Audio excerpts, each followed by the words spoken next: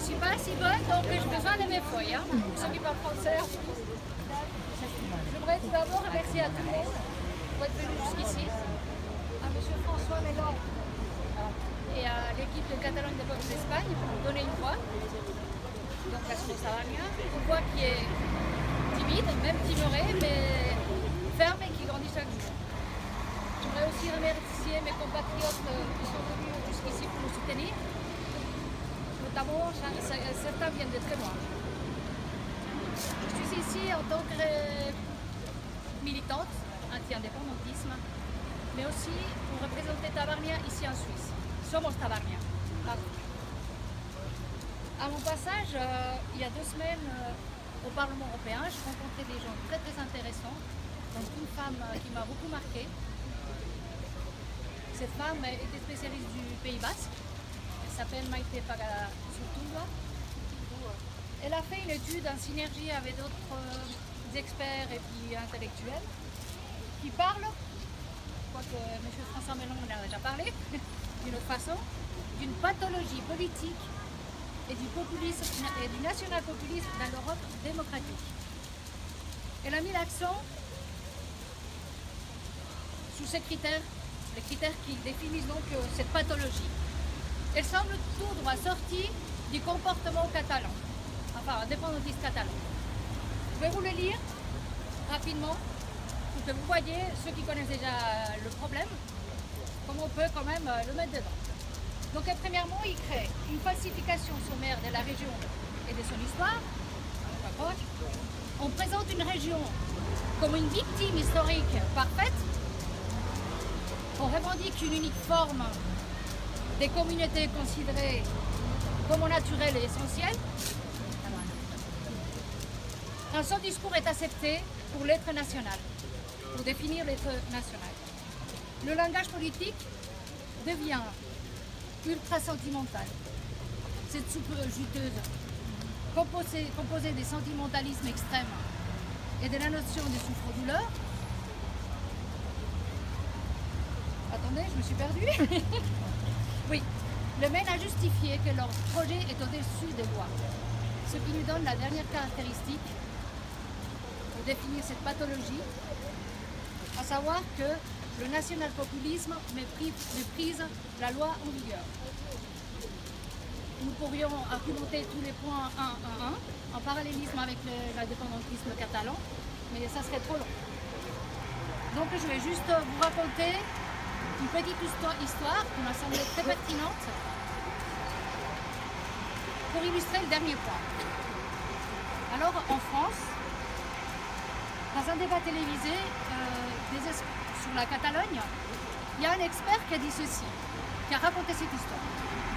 Imaginons une région en France, même en Suisse, où la criminalité est consistante. Des personnes désirant vivre en paix se réunissent afin de trouver une solution, ce qui est souhaitable et honorable. Donc après, ils se réunissent entre eux, ils vont passer donc du temps à trouver une solution et ils décident d'instaurer la peine de mort dans la région. Et ils vont la corroborer par des votations dans la même région. Le scrutin, bien sûr, elle est exceptionnelle, 90%. Évidemment, ceux qui ont voté, c'est la seule région. C'est intéressant, très intéressant. Donc, ils constituent ainsi une légalité parallèle, puisque la peine de mort n'existe ni en France ni en Europe, mais leur vision des légitimités leur permet d'agir. Que ferait M. Macron, ou notre gouvernement fédéral, ou même l'ONU, ou même l'Europe? On peut se soustraire aux impôts, on peut se soustraire aux lois, parce que j'ai l'impression les impôts, sur le simple fait que cela me semble légitime, chacun de nous. Alors je vais voir avec mon voisin si je peux me soustraire aux impôts. Ça me semble légitime. Quand on voit un père dont le petit enfant a été tué, massacré par un prédateur, il peut sans doute aussi se prendre un prédateur et le tuer et le massacrer aussi. Nous pensons beaucoup d'entre nous que ceci est légitime. On est d'accord. Monsieur l'indépendantisme. Vous prenez partout en Europe votre monumental mensonge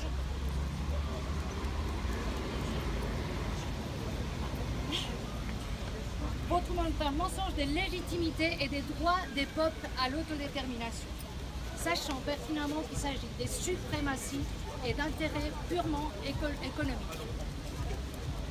Vous êtes, monsieur l'indépendantisme, j'aime bien l'appeler comme ça, un manipulateur narcissique et machiavélique. Pour toutes ces raisons, et d'autres que mes collègues vont montrer, je me suis engagée donc dans le projet de Somos Tabarnia, dont je suis la déléguée en Suisse, donc je suis ici. Et je vais vous parler de Tabarnia. Alors, je vais d'abord faire un rappel sur la notion de Tabarnia parce qu'il y a beaucoup de confusion entre Tabarnia et Somos Tabarnia. Donc Tabarnia, c'était une idée géniale d'une partie de la population catalane qui a pensé que mettre l'indépendantisme face à ces mensonges et à ces manipulations, c'était une idée géniale. Par symétrie, Tabarnia revendique les mêmes droits à l'indépendantisme que l'indépendantisme exige à l'Espagne. Monsieur l'indépendantisme. Qu'en est-il de l'autodétermination et des droits d'autodétermination pour Tabarnia? Celui-là, il n'existe pas. Il est hors de question de diviser la Catalogne, nous disent les indépendantistes. Il est hors de question. Il est vrai qu'émettre le sécessionnisme face à un miroir a fait bien rire et couler beaucoup d'encre. Cependant, la situation de nos frères à Tabarnia est sérieusement menacée. C'est alors qu'une partie de cette société a décidé que Tabarnia ne doit pas rester une idée géniale, mais un projet réel. Et c'est comme ça que Somos Tabarnia est né. C'est un mouvement civil et apolitique où toutes les sensibilités sont respectées. Nous avons des gens de gauche, des droites, du centre, d'extrême gauche et d'extrême droite. Nous nous sommes tous réunis autour de ce projet qui est né légalement en janvier 2018. Notre but, rien de plus simple. Créer une nouvelle communauté autonome, ça serait la 18e.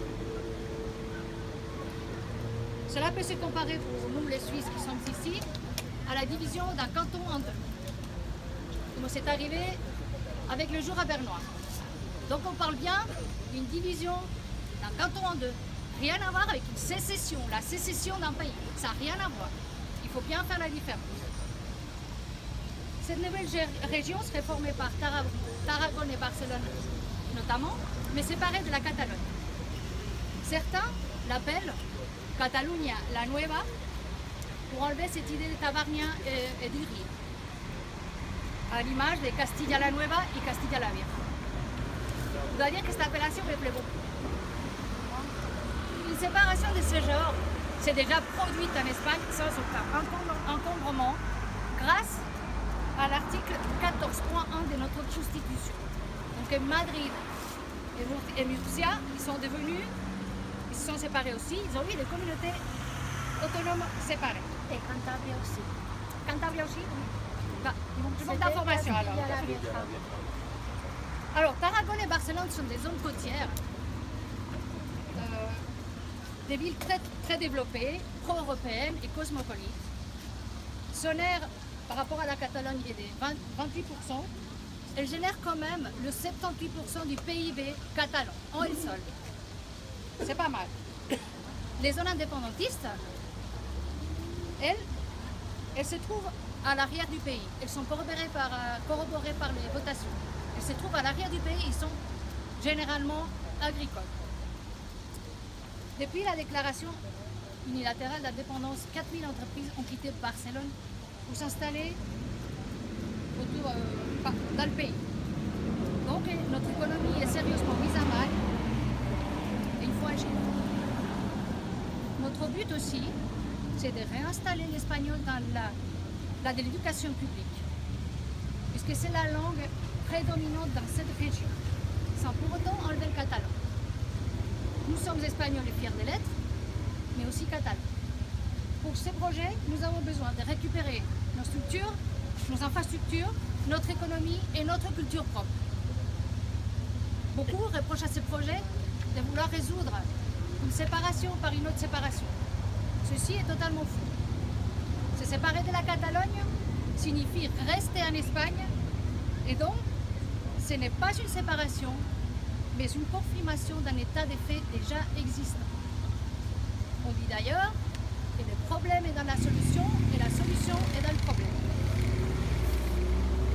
Croyez-vous, monsieur l'indépendantisme, que nous allons partir avec vous dans votre sinistre République la main dans la main?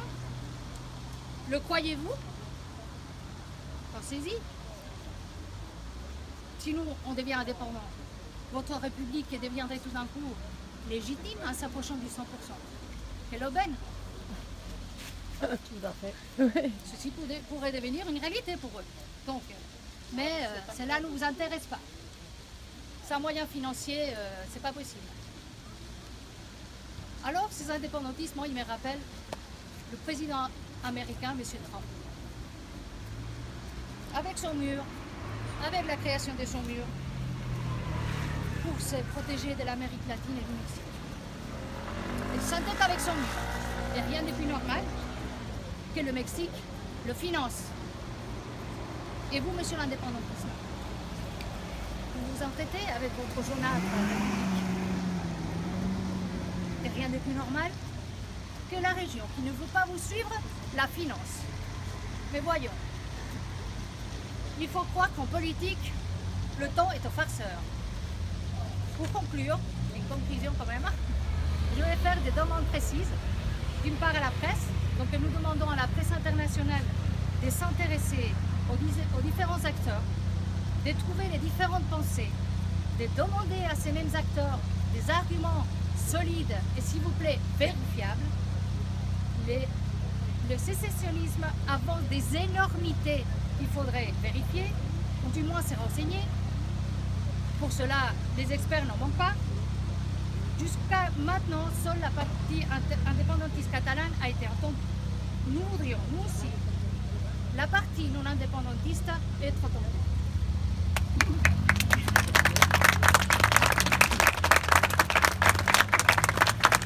Nous allons présenter notre projet à la plupart des politiciens en Espagne. Nous avons été aussi au Parlement européen. Nous demandons des solutions à la politique espagnole qui ne cesse de se croiser les bras. Pire encore, il fait les yeux doux à l'indépendantisme, comme c'est le cas maintenant. Ce Vox Avernia sera dans les prochains mois dans toutes les régions espagnoles afin de récolter des signatures.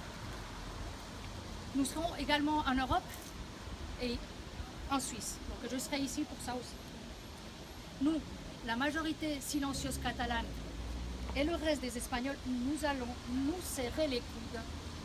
Nous allons construire tous ensemble notre Catalunya, la Nueva, qui renaîtra de ses cendres à l'image de la fleur de lotus.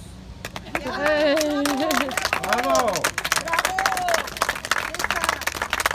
Cette fleur magnifique, cette fleur de lotus qui s'épanouit dans la boue. Nous demandons donc à nos compatriotes de toutes parts de s'unir à nous.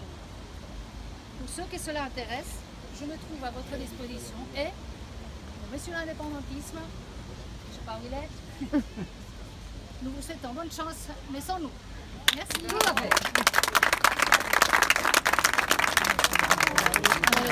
María José.